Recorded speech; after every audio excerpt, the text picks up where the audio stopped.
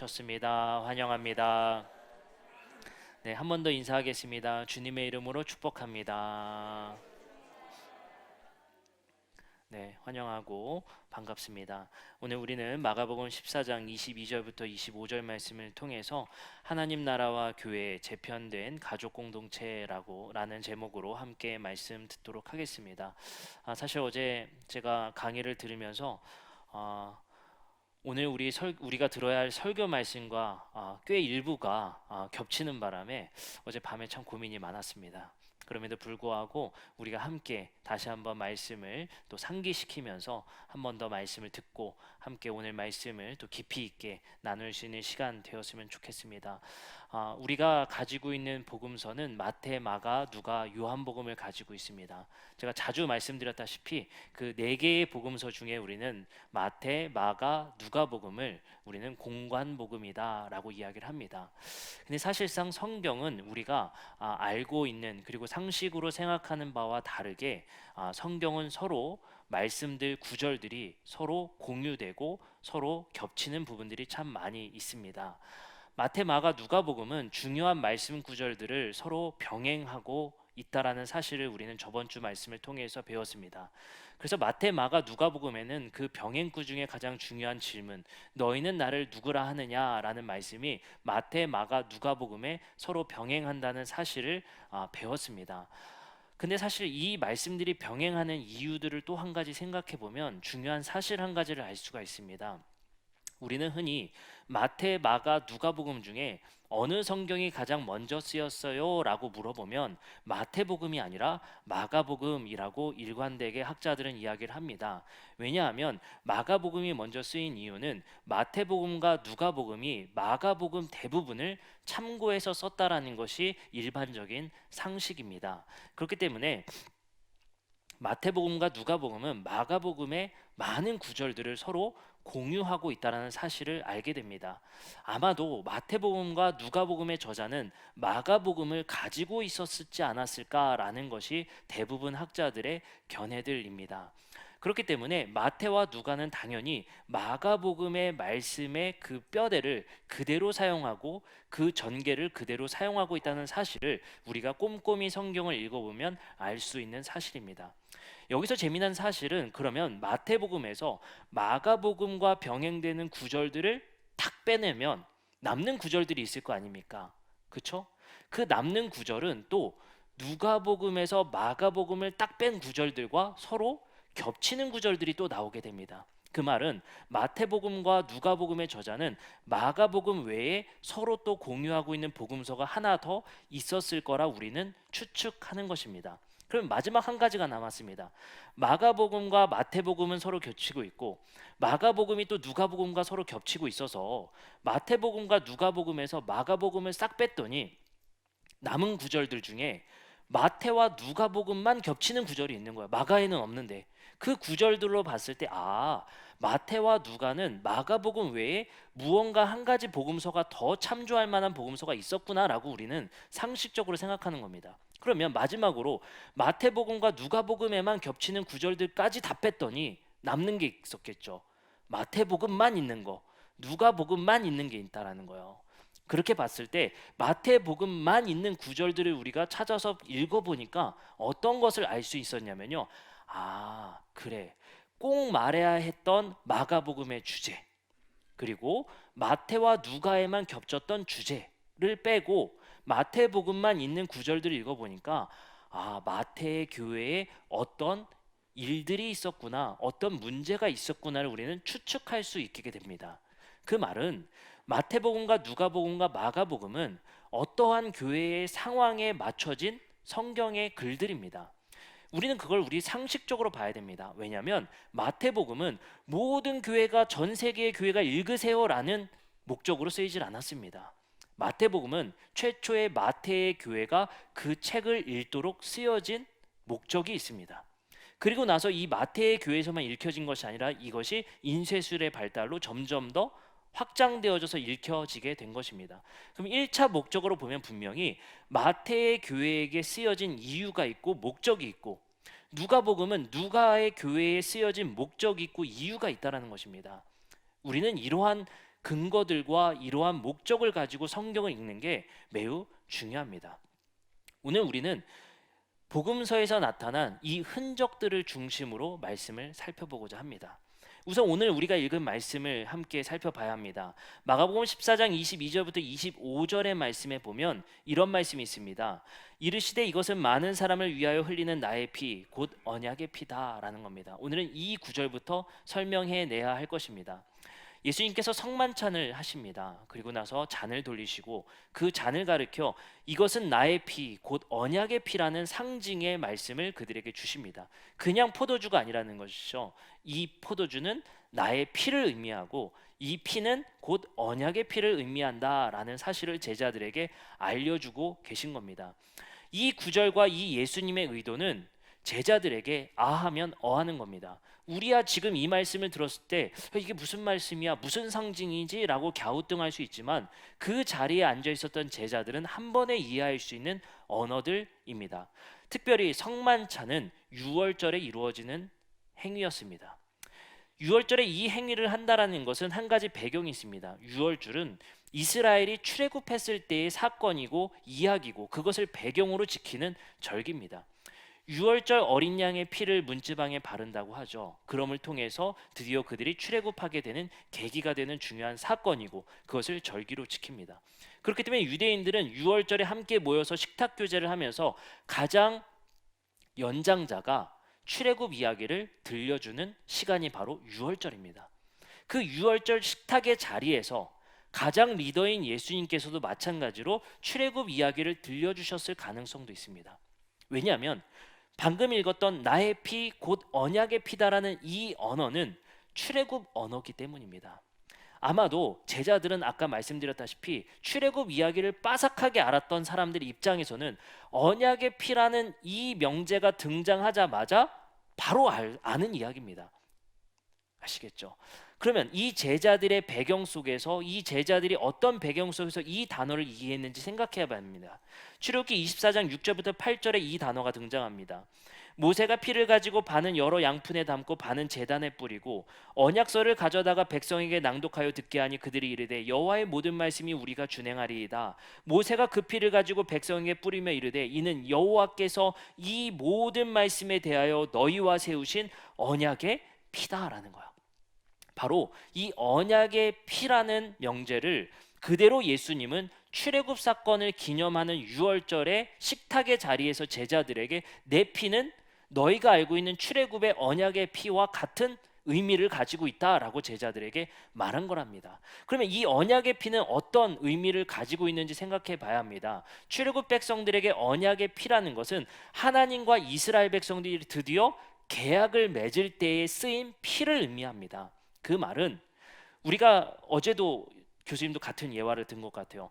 부동산 계약을 하는 것으로 예화를 드는 게 아마도 누구나 생각했을 때 가장 이해하기 쉬운 예화인 것 같습니다. 부동산 계약을 할 때 집을 내놓은 사람과 매수자가 있겠죠. 그리고 부동산 중개인이 있습니다. 출애굽의 내용에서는 중개인으로 모세가 등장합니다. 그리고 집 주인으로서 하나님이 등장합니다. 매물의 어떤 가치를 내놨겠죠. 너희는 이렇게 하면 나와 계약 맺을 수 있다라는 조건을 내세웁니다. 그 조건은 너희가 내 말을 잘 지키면이라는 조건을 내세웁니다. 모세는 그 사실을 중개업자인 모세는 이스라엘 백성들에게 전달합니다. 너희들 이거 잘 지키면 우리를 출애굽시킨 그 신이 남의 신이 아니라 우리의 신이 되어준대. 너희들 할래? 라고 물어봅니다. 그러자 이스라엘 백성들은 10가지 재앙과 출애굽의 사건까지 경험했으니 안 받아들일 이유가 없는 것입니다. 가뜩이나 고정된 신에 대한 관념이 없는 이스라엘에게는 너무 중요한 기회였던 것 같습니다. 광야에서 방황했던 이스라엘 백성들은 당연히 하겠습니다라고 말합니다. 그러자 모세가 하나님께 그것을 전달합니다. 이스라엘 백성들이 하겠답니다. 그러자 하나님과 이스라엘 백성들이 드디어 계약이 성사됩니다. 이 계약을 성사시키기 위해서는 양측 간에 피를 뿌리는 것이 고대의 관습입니다. 이것은 약식의 행위인데 원래 오리지널 버전으로 하면은 동물을 반으로 갈라다가 계약 당사자가 그 동물의 가운데로 지나가야 합니다. 이런 이유는 서로 이 계약을 파괴할 경우 이 동물처럼 찢어 죽어야 한다는 겁니다. 그러한 계약식의 형태를 가지고 계약을 맺는 것이 고대의 관습이자 풍습입니다. 하나님도 이들이 알고 있던 풍습을 그대로 가져다가 피를 뿌림을 통해서 피의 계약을 맺습니다. 이 피의 계약은 생명으로도의 연결의 의미가 있지만 중요한 것은 피 본다는 거예요. 참 재미난 사실 한 가지를 여러분들에게 말씀드리면, 출애굽기 19장부터 24장에 이스라엘과 하나님이 공식적인 계약이 법적으로 체결됩니다. 이제부터는 법적 조항이 들어가요. 그래서 20장에 십계명을 주는 겁니다. 이제는 공적인 계약 상태가 되었으니 이들에게 지켜야 될 왕의 법도가 있고 계약의 의무가 있는 것입니다. 재미난 사실은 이 출애굽의 계약인 19장 이전에 바로 나오는 말씀이 바로 만나와 메추라기 사건입니다. 그들에게 일용할 양식을 주시면서 만나와 메추라기, 일용할 것을 그들에게 주십니다. 근데 그걸 주신 이유는 이스라엘 백성들이 징징대서입니다. 그들에게 만나와 메추라기 주시죠. 근데 놀라운 것은 이 징징됨이 민수기의 사건에 다시 한번 불신앙으로 나타납니다. 우리가 차라리 애굽에서 죽었으면 좋았을 것을 이라고 하면서 하나님을 원망하고 모세에게 협박을 가합니다. 그때는 불타 죽습니다. 계약을 중심으로 그들이 할 수 있는 것과 할 수 없는 것이 극명하게 나눈다는 사실을 출애굽 말씀에서 알 수 있습니다. 여기서 중요한 도구가 바로 언약의 피라는 피의 계약식인 것입니다.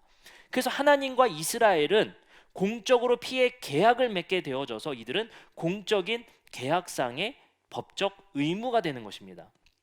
근데 이 언어를 가져다가, 이 스토리를 가져다가 6월절에 12 제자들에게, 12이라는 건 뭐죠? 12 지파인 이스라엘을 상징합니다. 12 제자인 12 제자들과 함께 6월절 이야기를 나누는 그 시간에 예수님이 말씀하신 것보다 너희들이 알고 있는 출애굽기의 이야기에서 나왔던 언약의 피로, 그것이 내 피인데 너희와 내가 나의 피를 십자가에서 흘림으로 말미암아 계약 맺어 버리겠다는 것입니다. 그 말은 뭐겠습니까? 과거에 이스라엘과 하나님과 동물의 피로 계약되어졌다면 이제 예수님의 의도는 십자가의 죽음이라는 것은 나의 피를 흘림을 통해 너희와 나와 계약을 맺는 그 사건으로 이루겠다는 것입니다. 그래서 이걸 뭐라고 합니까? 새 계약, 신약이라고 부르는 거예요. New Testament. 새로운 계약을 예수의 피로 계약되어졌다는 거예요. 아까 말씀드렸던 동물의 피로 하나님과 이스라엘 백성들이 계약 맺은 걸 뭐라고 합니까? 옛 계약, 올드 테스트먼트, 구약이라고 부르는 겁니다. 그래서 우리는 성경을 이 주제로 구약과 신약이라고 부르는 겁니다. 신약의 백성, 교회라는 것은 예수의 피로 맺어진 공동체라는 의미를 그래서 가지고 있는 겁니다. 그래서 우리는 피 한 방울 섞이지 않았지만 예수 그리스도의 피로 서로 형제요 자매라 부르는 새로운 이스라엘 공동체가 되었으며 새로운 교회 공동체가 되었다는 것이 성경의 말씀입니다. 자, 그러면 우리는 이 복음서의 말씀들을 통해서 서두에 말씀드렸던 것처럼 교회에 대한 힌트, 이 마태복음을 읽었었던 교회들에 대한 힌트들도 얻을 수 있다고 말씀드렸습니다. 가장 큰 주제는 언약의 피, 예수의 피로 맺어진 피의 계약 공동체라는 것이 가장 큰 주제이고, 이것을 통해서 맺어진 교회의 모습이 어땠는지를 우리는 복음서의 곳곳에서 우리는 힌트를 발견할 수 있다 말씀드렸습니다. 마태복음 12장 46절부터 50절입니다. 예수께서 무리에게 말씀하실 때 그의 어머니와 동생들이 예수께 말하려고 밖에 섰더니 예수님과 어머니와 가족들입니다. 그리고 예수님께 뭐 하고 싶은 말이 있었나 봐요. 근데 이런 말이 있습니다. 한 사람이 예수께 여짜오되 보소서 당신의 어머니와 동생들이 당신께 말하려고 밖에 서 있나이다 하니, 그럼 여기까지 읽어보면 우리가 상식상 어때요? 아유, 효자라면 예수님이 뭐부터 해야 돼요? 어머니 하실 말씀이 뭐예요? 라고 물어봐야 되잖아요. 우리의 위대하신 예수님이 이렇게 말씀하십니다.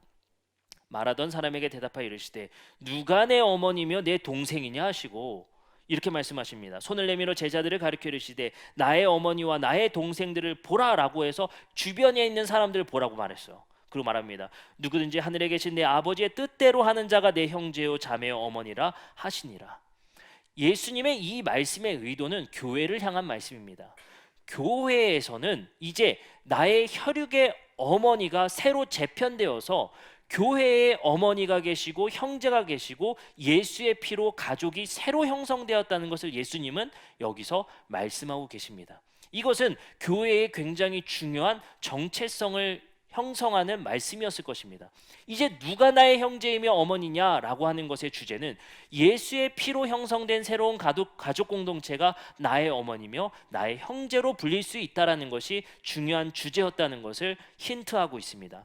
마가복음 10장 29절에서 30절에도 이런 힌트가 나옵니다. 예수께서 이르시되 내가 진실로 너에게 이르노니 나와 복음을 위하여 집이나 형제나 자매나 어머니나 아버지나 자식이나 전토를 벌인 자는 현세, 내세가 아닙니다. 현세에 있어 집과 형제와 자매와 어머니와 자식과 전토를 100배나 받되 박해를 겸하여 받고 내세와 영생을 받지 못할 자가 없느니라. 여기서 현세에 집과 형제와 자매와 어머니를 100배나 받는다는 거예요.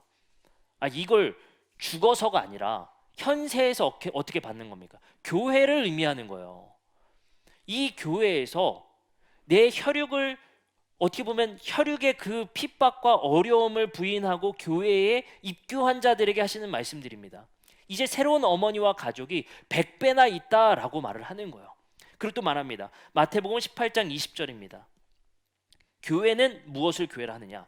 두세 사람이 내 이름으로 모인 곳에는 나도 그들 중에 있느니라. 이 말씀도 교회를 향한 말씀입니다. 교회라는 것은 두세 사람이 모인 곳이 바로 교회입니다. 예수님은 건물을 교회라 말씀하시지 않습니다. 예수님은 교회의 제도를 교회라 말씀하시지 않습니다. 예수의 이름으로 두세 사람이 모이면 교회인 겁니다. 그렇기 때문에 가정도 교회가 될 수 있으며 우리가 밟는 회사와 일상과 학교에서도 교회가 형성될 수 있음을 말씀하고 계십니다. 모인 곳에 예수가 계시면 교회가 되는 것입니다. 이것은 바로 교회들에게 향한 말씀이라는 것을 우리는 힌트하고 있다는 것을 알 수 있습니다. 자, 그러면 오늘 말씀의 가장 중요한 말씀을 이제 배우도록 하겠습니다. 요한복음 19장 26절부터 27절의 말씀입니다. 오늘은 복음서 전반을 살펴보면서 교회를 살펴보는 겁니다. 예수님께서 십자가에 죽으시기 전에 이런 말씀하십니다. 예수께서 자기의 어머니와 사랑하시는 제자가 곁에 서 있는 것을 보시고 자기 어머니께 말씀하시되 여자여 보소서 아들이나 하시고 또 그 제자에게 이르시되 보라 내 어머니라 하신데 그때부터 그 제자가 자기 집에 모시니라 라고 말합니다.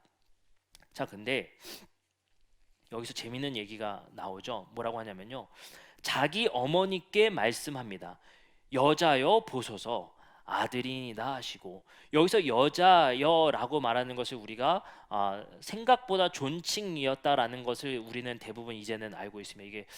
이게 아들로서 조금 그런 느낌이 아니라 여자여라는 것은 귀나이라는 헬라어인데 굉장히 좀 존칭으로 쓰이는 말씀입니다. 번역이 여자여라고 우리가 번역했기 때문에 조금 뭐가 없어 보이는데 그런 거 아닙니다. 여자여라고 부릅니다.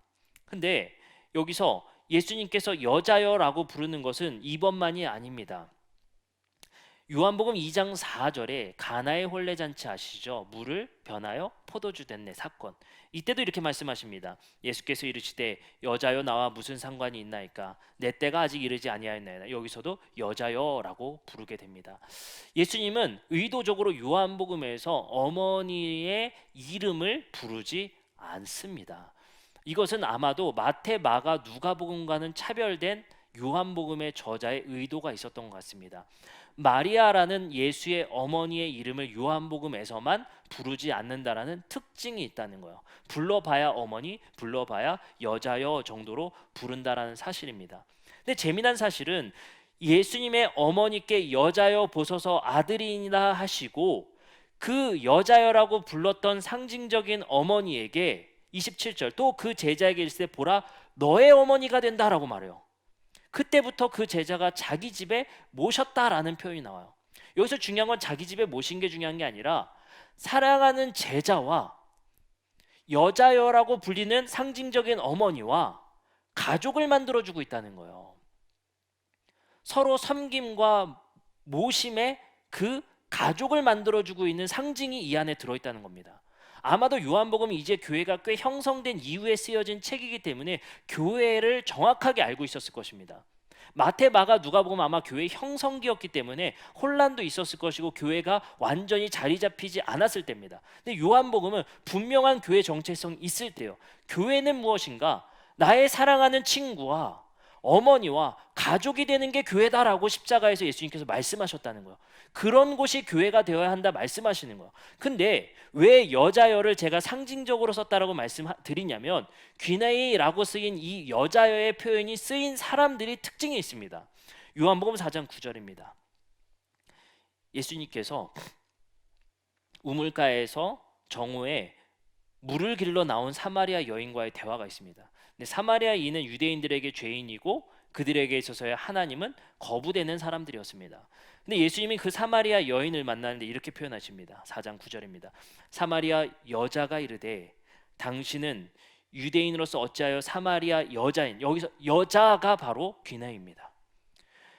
예수님이 자기의 어머니를 부른 호칭과 똑같은 호칭을 부른 첫 번째 사람이 사마리아 여인이에요.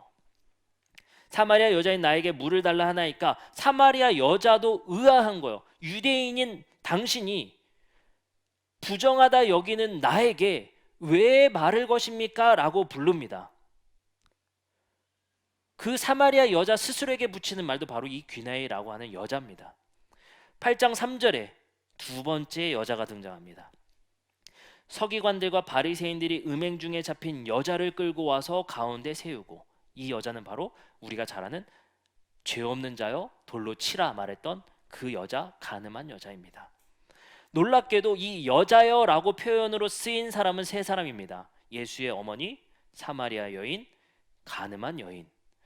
이것은 뭔가 분명한 의도가 있었다라고밖에 볼 수 없습니다. 그 말은 무엇이겠습니까?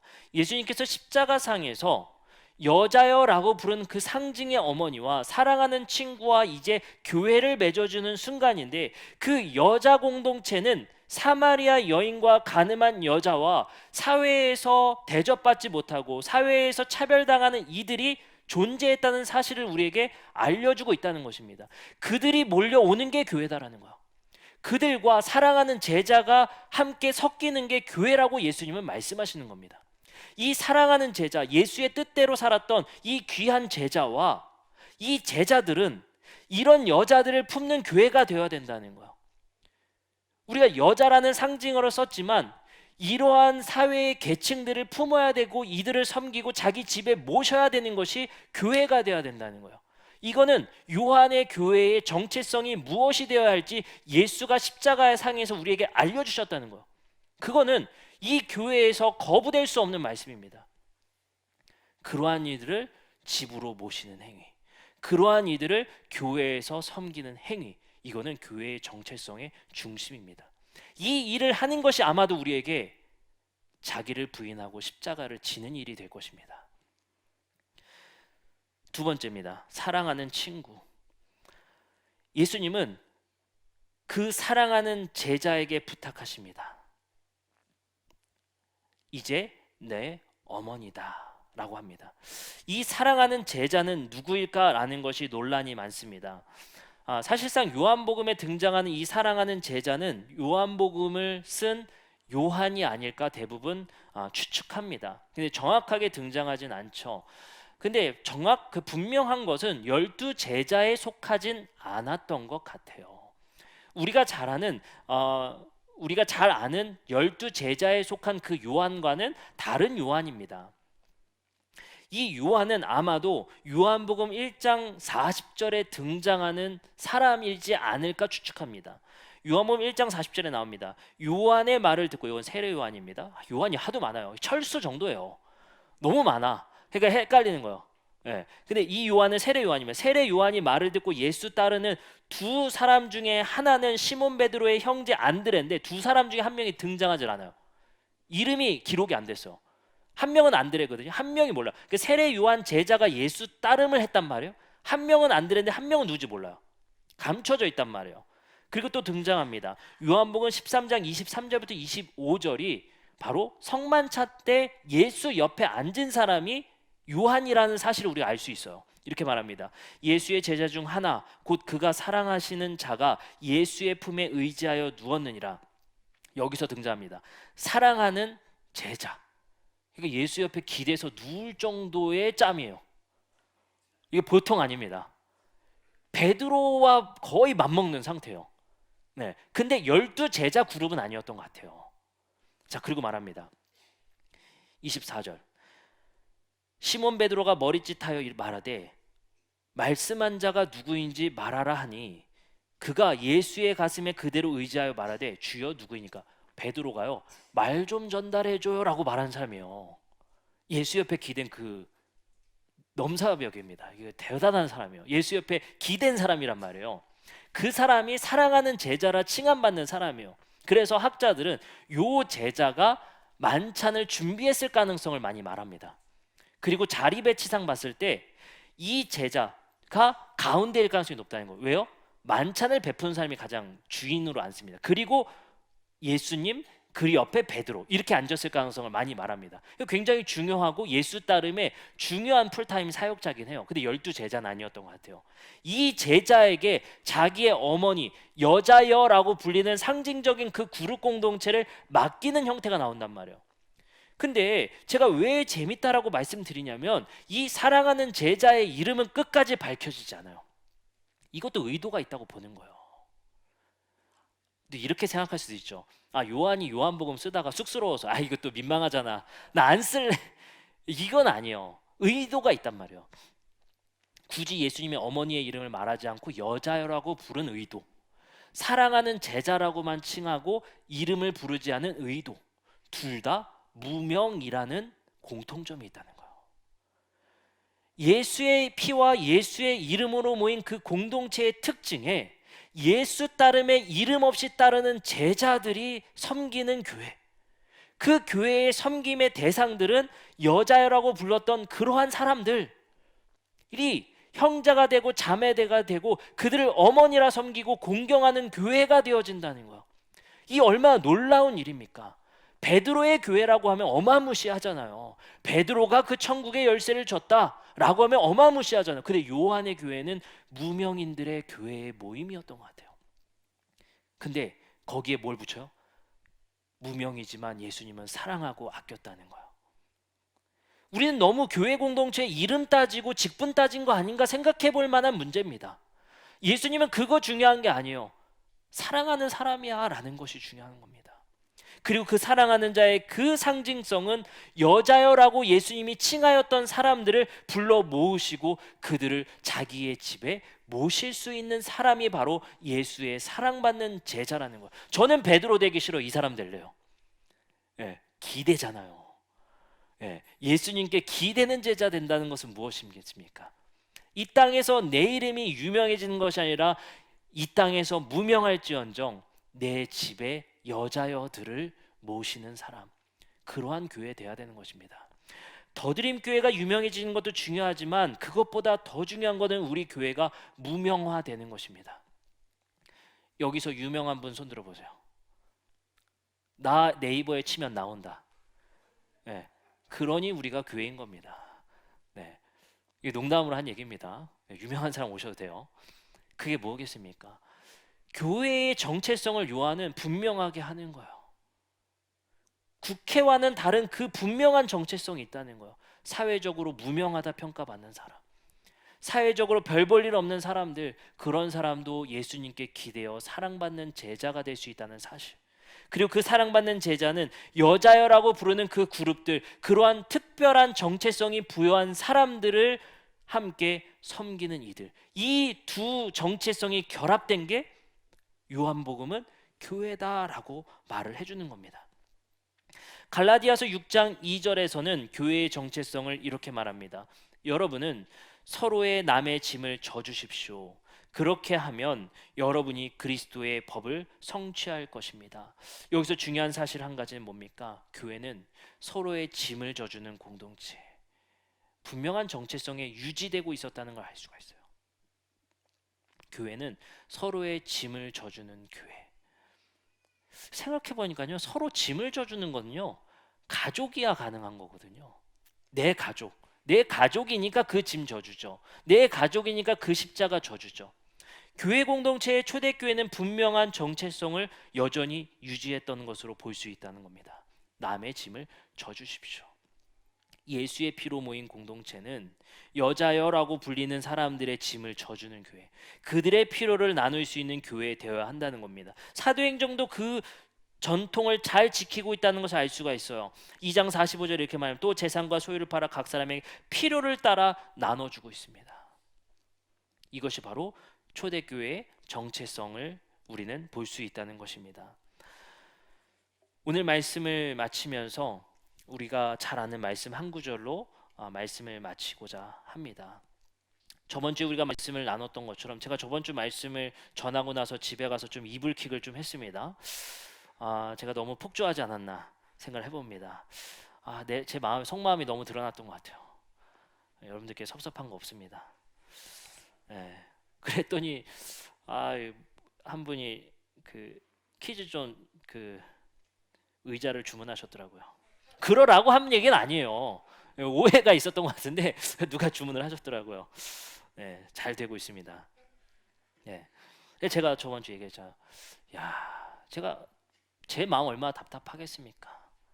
참 여러분들도 제가 이런 것 좀 합시다라고 하면 해주면 얼마나 좋아요. 참 협조 안 해요. 그렇죠? 우리 스스로 알잖아요. 참 협조 안 하는 거. 제가 어제까지도 얼마나 애가 타든지 외부에서 손님 초대하면 그래도 우리가 자리를 좀 채워야 되잖아요. 죄송하니까 저 다음 주 토요일 날 강의 있었는데 안 와도 돼요. 그거는 내가 마음 아프면 되니까. 근데 다른 사람 초대할 때는 제가 아주 마음이 이게 부담이 엄청 심합니다. 할 때마다 생각이 들어요. 이제 안 할까 이젠? 예. 할 때마다 고민이 돼요. 참 여러분들 협조가 7월 달에 야외 예배 하려는데 여러분들 협조가 굉장히 중요한 문제입니다. 그래서 제가 저번 주에 그 말씀을 우리 함께 나누면서 참 협조 안 해주시는데 골고다의 언덕이 해골이라는 뜻이라잖아요. 얼마나 많은 범죄자들을 거기서 죽였겠습니까? 로마가 처형한 장소의 특정 장소잖아요. 시체 무덤이란 말이에요. 그곳에 예수님께서 죽으시고 그곳에서 핀 백화과 같은 그 꽃이 교회라니까요.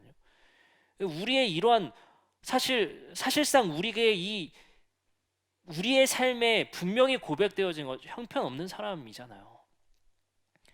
이 교회를 통해서 이 약한 자들의 그룹을 통해서 하나님이 일하시겠다는 그 약속, 그걸 통해서 일하시는 모습을 봤을 때 우리는 하나님의 일하심을 볼 수 있다고요.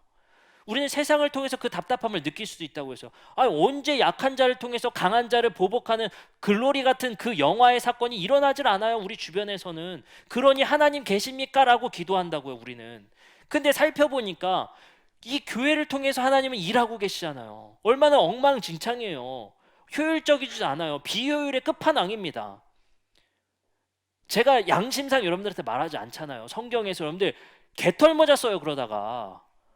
그러다가 천국 가긴 가는데 그곳에서 여러분들 거기서도 오두막 사실래요? 여러분들 불안해서 열심히 그거 아니라니까요. 그게 우리 신앙의 주제가 아니라고요. 그러니 우리는 할 수 있는 딱 한 가지는 자발성이에요. 그러니 하나님도 제사할 때 가장 중요하게 생각하시는 키워드가 자발적으로 재물을 끌고 오는 이들이에요. 이 자발성으로 교회가 움직인다는 게 얼마나 어려운 줄 아세요? 이게 워낙 안 되니까 목회자들도 이거 안 좋은 거예요. 협박하고자 많은 성경에서 드러나지 않는 것들을 얼마나 많이 협박해 왔습니까? 11조 안 하던 장로가 골프 치다 번개 맞고 죽은 얘기, 배 타고 나가다가 주일날 예배 안 드리고 배 타고 나가다가 침몰해서 죽은 얘기 얼마나 많습니까? 그거 안 하면 안 하니까. 그 왜 답답했겠어요? 교회는 각자의 자발성으로 움직여야 되니까 힘든 거예요. 각자마다 일어나는 이 동기부여와 감화를 통해서 일해야 되니까 끊임없이 기다리는 수밖에 없어요. 이것만큼 비효율적인 게 있습니까? 이것만큼 어려운 게 있습니까? 그러니 하나님께서 이런 비효율적인 공동체를 통해서 이런 말도 안 되는 형식을 통해서 하나님이 일하시겠다는 이 역사가 너무나도 놀라운 하나님을 바라볼 수밖에 없다는 거예요. 왜요? 우리는 목격하고 있잖아요. 하나님이 일하신다는 것을. 그래서 주님은 분명하게 말씀하신 것 같아요. 여자여라고 불리는 자들의 모임. 사마리아인과 같은 가늠한 여인 같은 세상에서 이제 더 이상 희망 없다 여겨지는 자들의 모임. 그들이 움직임을 통해서 세상이 변화될 수 있다는 희망. 누가복음 10장 27절부터 29절에서도 교회의 힌트를 말씀하십니다. 대답하여 이르되 내 마음을 다하여 목숨을 다하여 힘을 다하여 뜻을 다하여 주 너의 하나님을 사랑하고 또한 내 이웃을 내 자신과 같이 사랑하라 하였나이다. 예수께서 이르시되 내 대답이 옳도다 이를 행하라 그래야만 살리라 하시니 그 사람이 자기를 옳게 보이려고 예수께 여짜오되 그러면 내 이웃이 누구입니까? 누가복음 10장 36절 37절에 우리가 잘 아는 선한 사마리아인의 결론이 나옵니다. 내 생각에는 이 사람 중에 누가 강도 만난 자의 이웃이 되겠는가?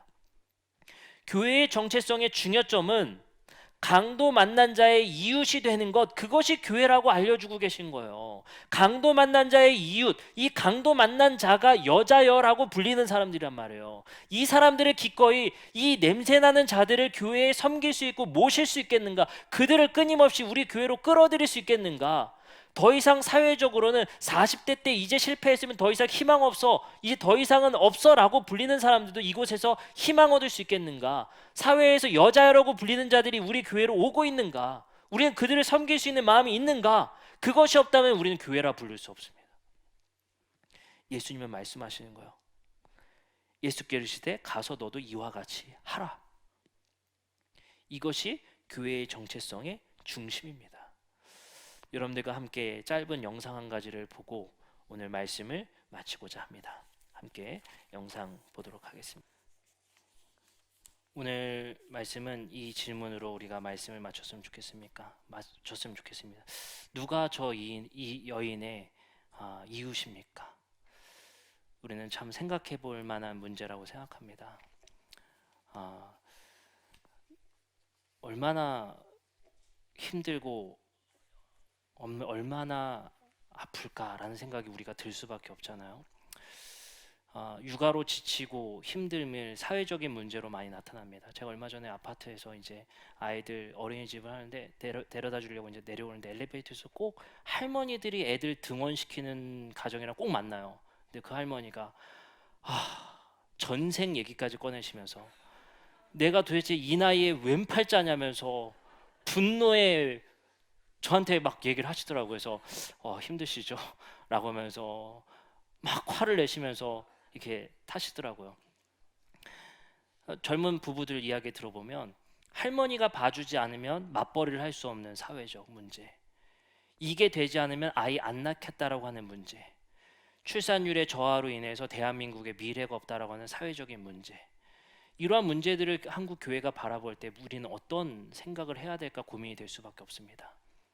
아이 육아로 고생하고 고민하고 그리고 아파하는 이들의 우리 교회는 과연 친구로 되어져 있는가라는 고민이 되어질 수밖에 없습니다. 그들이 잠시 쉬어 예배드릴 수 있는 그 시간조차 마련되어질 수 없는 이 사회적 현상과 아픔들 그리고 고민들 그리고 그 공감해지지 못하는 사회적 문제들, 우리 교회가 한 가지 주제만 우리가 함께 나눴지만 이것에 함께 고민되어졌으면 좋겠습니다. 저 어머니의 눈물에 공감되어졌으면 좋겠고, 이러한 사회적 문제에 우리 교회도 누구의 친구가 될 수 있는가를 고민해 보았으면 좋겠습니다. 우리 교회가 또 특별히 아이 셋인 가정이 세 가정이나 있습니다. 그 가정들을 볼 때마다 무엇을 도와줄 수 있을지 우리가 함께 고민해 봤으면 좋겠어요. 그 어머니들이 집중해서 예배드릴 수 있는 방법이 무엇일까 고민하는 교회가 이웃되는 교회, 여자들을 내 집에 모시는 교회 되지 않겠습니까? 우리가 이러한 문제에도 깊이 고민할 수 있는 교회 되었으면 좋겠습니다. 이 시간 우리 함께 찬양하고 함께 나누면서 오늘 말씀을 마치도록 하겠습니다.